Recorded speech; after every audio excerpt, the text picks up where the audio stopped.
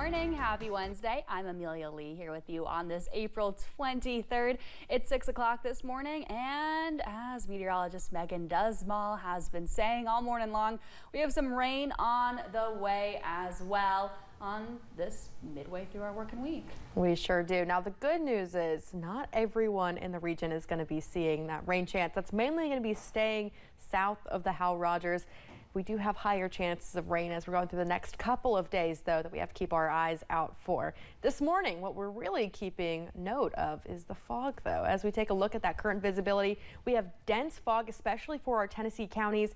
Campbell, Claiborne County, Tennessee, as well as Lee and Wise County, Virginia, are under a special weather statement for that dense fog.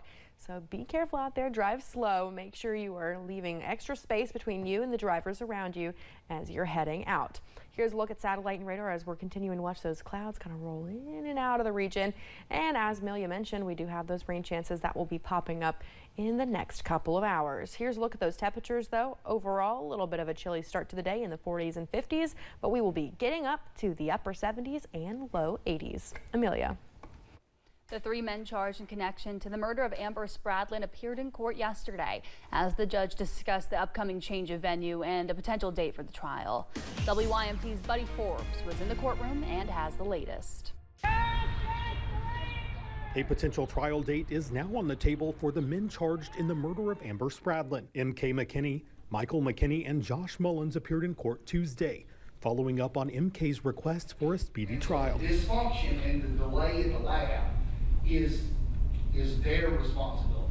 MK's attorney, Stephen Romines, says they are ready to see a trial date set, arguing that the burden should not fall on his client to continue waiting for the Commonwealth to prove its case. Commonwealth's attorney Brent Turner maintained his stance that more time is needed, estimating evidence should be in by early next year. We felt Commonwealth has a right to a fair trial, too. It's not just the defendant.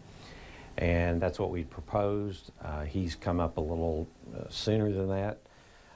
But that, it's the judge's prerogative, and we have to go by what he said. Judge Eddie Coleman said he is leaning toward a December 1st trial date, asking the defense and prosecution to prepare their expert witnesses. We'll work under the assumption that that's the date he's looking at, so we're going to do everything we can to be ready by then. Change of venue was also enacted, so the future trial and upcoming hearings are expected to take place in Pike County instead of Floyd County. Because he's already there, they have a large courthouse, a new facility that would be good for a trial of this scope and complexity. Coleman said the change of venue will come with some more strict decorum, saying protesters will not be allowed to gather outside as they have previously, and signs or clothing in support of either side will not be allowed inside of the courtroom. His courtroom, he'll enforce rules that he believes are appropriate, and we don't have any problem with that, and the victim's family has no problem with that at all. And while the supporters in the streets say they do not understand, we can't wear a logo shirts, we can't do this no more, and I'm proud to be a part of this group and to bring on support for Amber. I don't know why they're trying to stop us. It's not right. It's not right. It's not justice for Amber. They say they will find other ways to support Spradlin as the trial approaches. In Floyd County, Buddy Forbes, WYMT Mountain News. M.K. McKinney, Michael McKinney, and Josh Mullins are expected to return to court July 2nd for a pretrial hearing at the Pike County Judicial Center.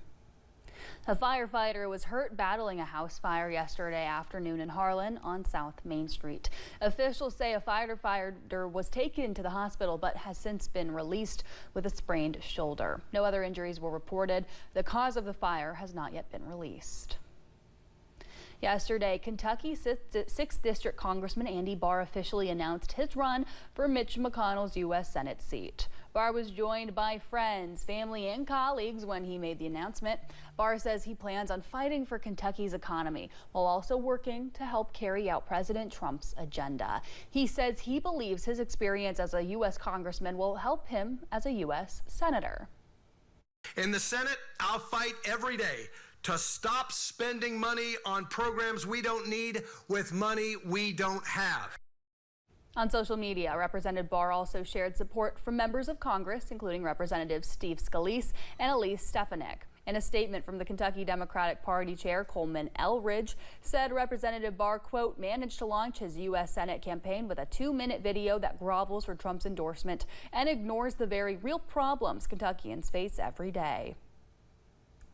Fellow Congressman Hal Rogers also provided a statement, but he was backing Barr's decision to run for Senate. He said, quote, I am proud to support my friend Andy Barr to be our next United States Senator. I have no doubt that Andy Barr will fight every day to protect Eastern Kentucky and Kentucky coal in the Senate. Kentuckians can count on Andy to have our back and always do what's right, end quote. If you drove past the McDonald's on the bypass in Hazard yesterday, you might have noticed a giant chicken out front.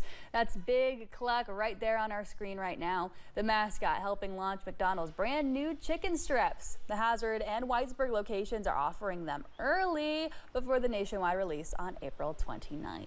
Regional supervisor for the 2 stores, Sean Stamper, says the strips are a permanent menu item and a crispier upgrade from the tenders that disappeared during the pandemic.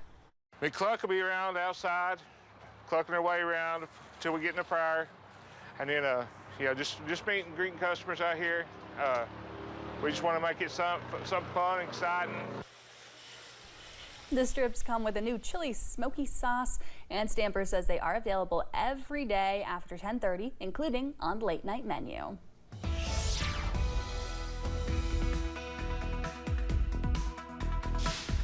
For this morning, make sure you're being careful out there as we do have some fog in the region and some low visibility. Taking a look outside WYMT studios, we see some low-lying clouds, so if you're driving up into the mountains, you might be encountering that today. Temperatures in the mid-40s to low 50s. We'll continue to see those temperatures warming up throughout the day, thankfully, as we get into the 80s.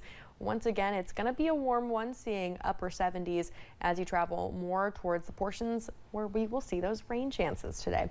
Satellite and radar is nice and clear right now. That will change in the next couple hours. We start to see some spotted showers popping up as we're heading into the morning hours for our southern counties, moving just south of the Hal Rogers as we head into the afternoon. Here's what you can expect for the next 12 hours, seeing those slight chances of rain throughout the day, with temperatures getting to the low 80s as you head into that 4 o'clock, 5 o'clock mark. Amelia. Thanks, Megan, and thank you for joining us at 6:08. More mountain news is on the way. Financial experts warn the impact of tariffs could soon be felt worldwide, while some worry it might be too late to mitigate the damage.